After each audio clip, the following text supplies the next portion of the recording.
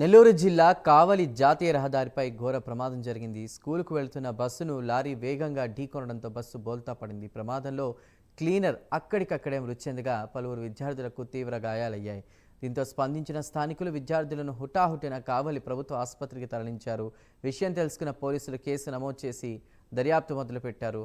ప్రమాదానికి డ్రైవర్ నిర్లక్ష్యం కారణమా లేక అతివేగం కారణమా అని పోలీసులు ఆరా తీస్తున్నారు. మాజీ ఎమ్మెల్యే రామిరెడ్డి ప్రతాప్ రెడ్డికి చెందిన స్కూల్ బస్సుగా పోలీసులు గుర్తించారు.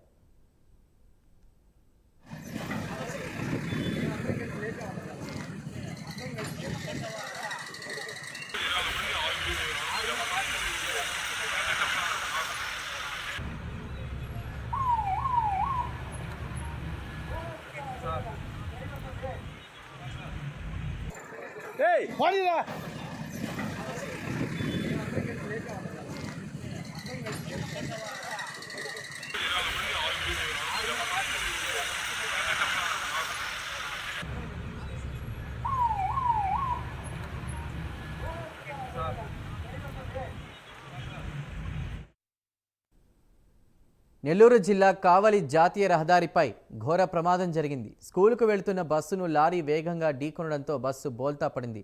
ఈ ప్రమాదంలో క్లీనర్ అక్కడికక్కడే మృతి చెందగా పలువురు విద్యార్థులకు తీవ్ర గాయాలయ్యాయి.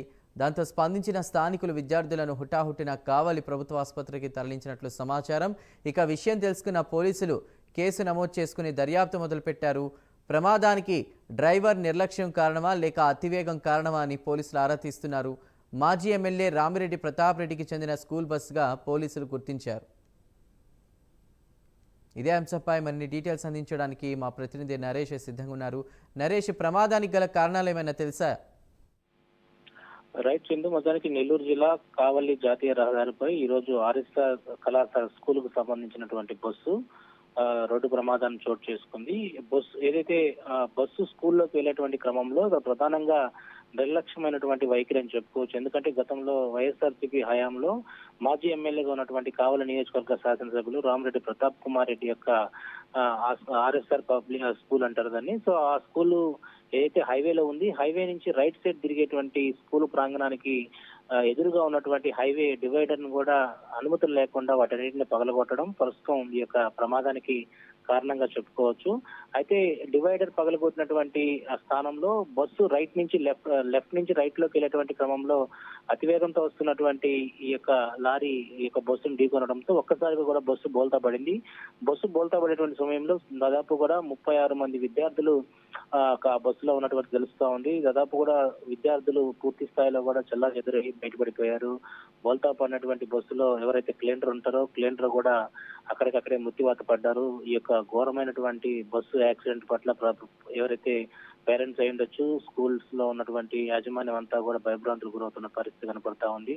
తరచూ ఆర్ఎస్ఆర్ పబ్లిక్ స్కూల్ కి పదుల సంఖ్యలో బస్సులు ఈ హైవే పై డివైడర్ దాటుకొని వెళ్తున్నటువంటి ప్రమాదకరమైనటువంటి ఈ యొక్క ప్రమాదంతో జరిగినటువంటి ఘటన పట్ల కూడా ఇప్పటికే ఎమ్మెల్యే కావ్య కృష్ణారెడ్డి కూడా ఆరా తీస్తున్నారు. ఆ డివైడర్ ని ఎందుకు పగలగొట్టారు, కాస్త ముందుకు వెళ్లి బ్రిడ్జి కింద నుంచి యూటర్న్ తీసుకుంటే సేఫ్ గా వెళ్ళేటువంటి బస్సు ఏదైతే విద్యార్థులు ప్రయాణం కూడా సేఫ్ గా ఉండేటువంటి పరిస్థితి ఉండేది.